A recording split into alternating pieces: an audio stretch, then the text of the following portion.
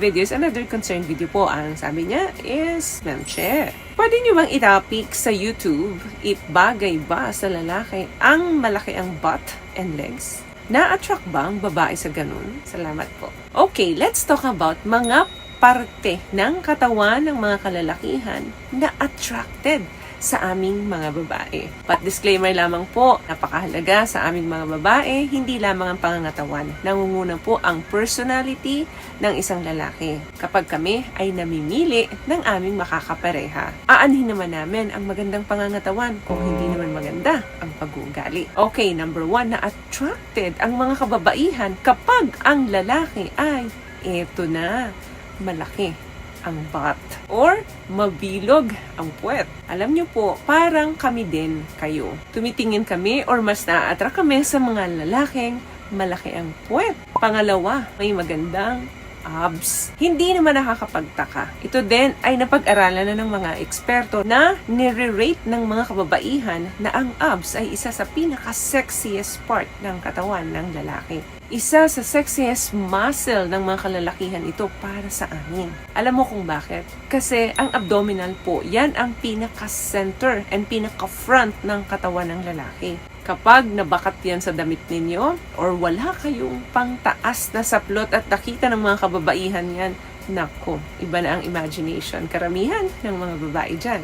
Kapag nagtanggal kayo ng saplot pangtaas ninyo, alam nyo ba na mas unang tinitingnan niya ng mga kababaihan kesa sa inyong muka? And lucky for you kasi pwede mong gawin yan sa sarili mo na magkaroon ka ng abs. So meaning, kahit hindi ka masyadong magpapogi, basta ang abs mo ay maganda, superb attracted na yan sa mga kababaihan. Pangatlong, kapag ang lalaki ay merong generous posterior. Kapag tumalikod ang isang lalaki, hindi naman kami tumitingin sa likod ng ulo ninyo. Lalo na kung ang lalaki ay naka-shorts. Alam nyo ba kung saan kami tumitingin? Bukod sa magandang butt, doon po sa likodan ng kanyang legs. Alam nyo po ba na 100% ng survey na ang mga babae ay very attracted or ina-adored talaga nila ang isang lalaking may strong glutes? Tinitingnan namin yan mula ulo hanggang pababa. At titigil ang mata namin pagdating sa may bandang ibaba ninyo.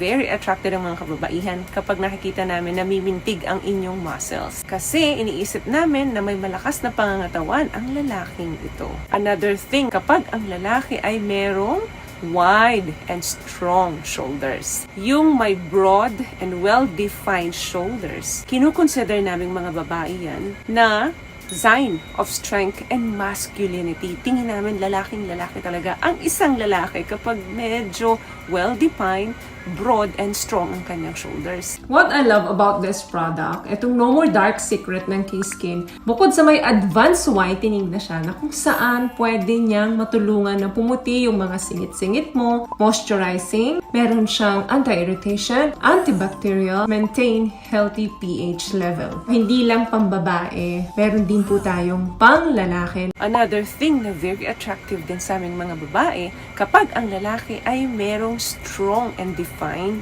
arms. Isa sa biggest turn on naming mga babae ito kapag napapansin namin na maganda ang hugis ng iyong mga braso. Kasi senyales ito sa aming mga kababaihan na magaling kayong alagaan ang inyong pangangatawan. Kasi yung abs, di ba, hindi naman agad namin nakikita yan kung nakadamit kayo. Pero ang inyong arms, napapansin agad namin yan kahit na kayo ay naka-t-shirt lamang. So kapag nakita ng mga kababaihan ang biceps mo, hint na po yan sa amin na mas maganda ang inyong abs at butt and the rest of your body. And also for us, kapag meron kang strong arms at very visible ito, pakiramdam namin may ability kayo na protektahan kami.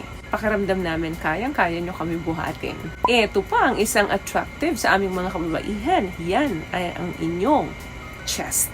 Can you imagine, meron kang strong shoulders, meron kang abs, then maganda ang chest mo, then narrow or medyo maliit ang inyong waist? Naku po, kuha nyo na ang babae. Or kung ito ay partner ninyo, malamang palaging hawak-hawak yan ang inyong partner, palagi kayong yakap-yakap, at hinihimas-himas niya ng mga namimintig mong muscles. Last one, kapag ang lalaki ay merong powerful hands. Very important po sa amin ang mga kamay. Marami pong ibig sabihin sa aming mga kababaihan ang lalaking may magandang kamay. Malinis, pudpud ang kuko, marami pong sinasabi ang magandang kamay ninyo sa pagkatao ninyo. Pwede kasi naming malaman dyan kung ano yung ginagawa nyo sa buhay, as well as kung gaano ka ka-devotion sa iyong grooming and paano mo minimaintain ang iyong pangangatawan. Nakikita po namin mga kababaihan yan sa inyong mga kamay. And also, yung may malalaking kamay po, related po iyan sa masculinity ng isang lalaki para sa aming mga kababaihan. Kung yung mga kuko mo, for example, is mas mahaba pa sa kuko nung babae, naku, turn off agad sa aming mga kababaihan yan. Again, hindi po mahalaga na gawing perfect ang inyong pangangatawan kung hindi naman masasabayan ng magandang pag-uugali. Kung hindi naman po marunong rumispeto sa isang babae. Kahit na anong ganda ng pangangatawan ng isang lalaki, ay wala pong silbi yan. Kung gusto mo lang naman ma-attract ng gusto sa'yo ang babae. So, may nakuha ka bang tips sa mga napag-usapan natin ngayon? At kung nagustuhan mo ang ating video, please give it a thumbs up, comment down below, and also share this video na rin po sa mga kaibigan na sa tingin nyo matutulungan ng video natin. Once again, palagi po kayong mag-iingat at palagi po kayong manalangin. Thank you guys for watching and see you in our next one. Always love yourself and be a blessing. Bye!